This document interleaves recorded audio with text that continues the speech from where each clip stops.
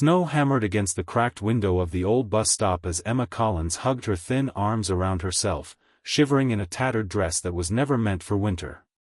Her teeth chattered, her breath came out in broken clouds, and the suitcase beside her, once a symbol of a hopeful marriage, now sat like a cruel joke. Only an hour earlier, she had been a wife, a woman holding on to the last scraps of dignity, believing maybe her husband would change. But instead, she had been thrown out of her own home, kicked out into a snowstorm with 3 words that shredded her heart: "You're infertile. Leave." And now the world watched her crumble, alone, freezing, and unwanted. If you believe every person deserves kindness, compassion, and a second chance, please like, comment, share, and subscribe. It truly helps the channel reach more hearts. The night stretched around her like an endless, merciless shadow, broken only by the distant glow of streetlights and the distant sound of cars rushing past. Emma pressed her palms against her face, trying to contain her sobs, but they kept breaking out, each one stabbing her chest like a dull blade. She didn't know where to go. She had no family left, no job. Her husband, Andrew, had insisted she leave work years ago, and no money except the last $20 tucked into her coat pocket. She thought about finding a shelter, but even that felt too far, too overwhelming. Her world had collapsed so suddenly that her mind couldn't catch up. She replayed everything that had led here, each memory sharp and bitter. Years of trying, hoping, praying for a child. Years of treatments and doctor visits, years of watching Andrew's disappointment harden into resentment. And then, a month ago, the final blow, the doctor confirming Emma's worst fear. She couldn't conceive. She remembered how Andrew's eyes had gone cold the moment he heard, as if she had personally betrayed him. He stopped speaking to her, stopped eating with her, stopped looking at her as a partner. Tonight, when she tried to talk to him, he simply pointed to the door and said she no longer had a place in his life. Now here she was, sitting on a frozen bench, her dress frayed, her hair dusted with snow, her fingertips turning numb. As cars passed by, no one stopped. No one even slowed. And with each minute, her hope slipped further away. Emma didn't notice the black SUV pulling up until its headlights washed over her like a sudden spotlight. She blinked, shielding her eyes. The car door opened, and a tall man stepped out, dressed in a dark winter coat, his face chiseled and serious, yet softened with something she couldn't identify, concern, maybe? Beside him, 3 small children climbed out, a boy around 6, a little girl about 4, and a toddler bundled in bright yellow. They stood close together, staring curiously at the crying woman on the bench. The man, Christian Hale, though she didn't know his name yet, took a slow step closer. His breath fogged in the icy air as he studied her carefully, the way someone might look at a person hanging by a thread. He didn't speak right away.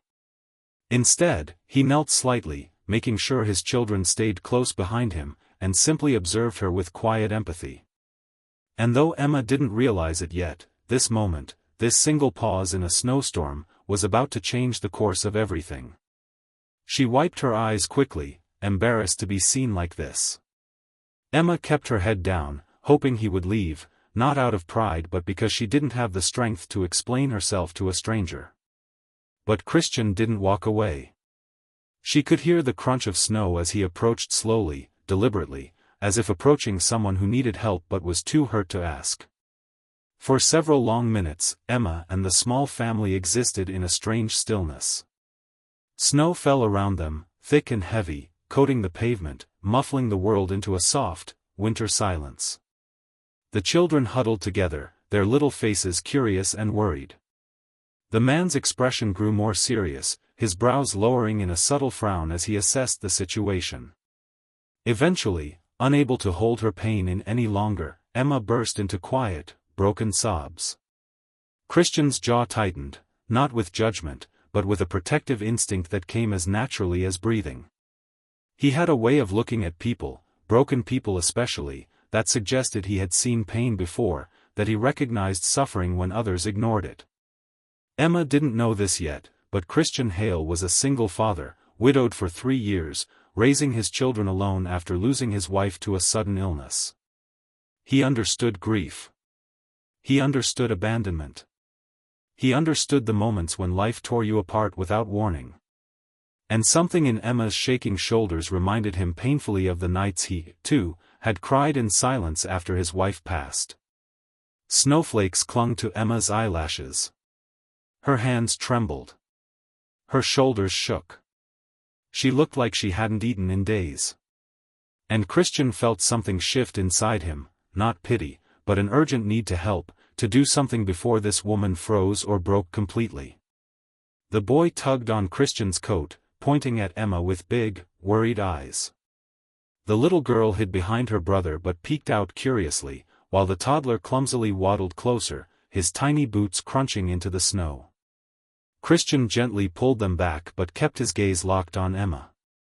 Then, in a voice low but firm, he finally asked her the question that would change her life, "Come with me." Emma's head snapped up in shock, her eyes wide and confused. She didn't understand. Why would a stranger offer help? Why would a man with 3 young children ask a freezing, broken woman to follow him? Christian didn't elaborate, he didn't need to. His expression said everything: "You're not safe here. You shouldn't be alone. Let me help you." Emma tried to speak but her voice cracked. She shook her head weakly, not because she didn't want help but because she didn't believe she deserved it anymore. She had been told she was broken, useless, and now she felt unworthy of kindness. Christian stepped closer, offering his gloved hand, not forcefully, but with steady, compassionate certainty. That simple gesture, extended in the middle of a snowstorm, cracked open a wall inside Emma that she had been holding together for years. She hesitated, staring at his hand as if afraid touching it would confirm this moment wasn't real. But Christian waited, patient and calm, the way someone waits for a frightened animal to realize it's finally safe. Emma finally placed her freezing fingers in his warm glove.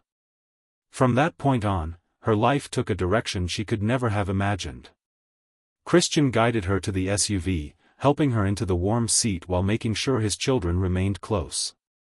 They watched her with wide eyes, not scared, but curious. Children understood more than adults gave them credit for, and they could tell she was hurting. The heater blasted warm air, melting the ice on her dress and turning her shivers into deep, shaky breaths. Christian drove carefully through the snow, glancing at her occasionally with quiet worry. Emma stared out the window at passing lights, her heart heavy but also flickering with something fragile: hope. She hadn't felt that in a long time. He brought her to his home, a large, warm house filled with soft lights and the unmistakable atmosphere of a family that had survived pain but continued living with love. The children scampered inside, removing their coats, their boots clattering on the floor.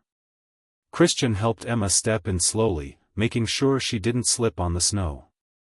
That night, he prepared a warm meal for her while the children watched cartoons in the living room.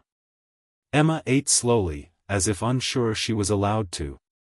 Christian didn't push her to talk, he simply made sure she was warm, fed, and safe, giving her the quiet dignity she had been denied for so long. Over the next few days, Emma slowly began to heal within the gentle rhythm of Christian's home.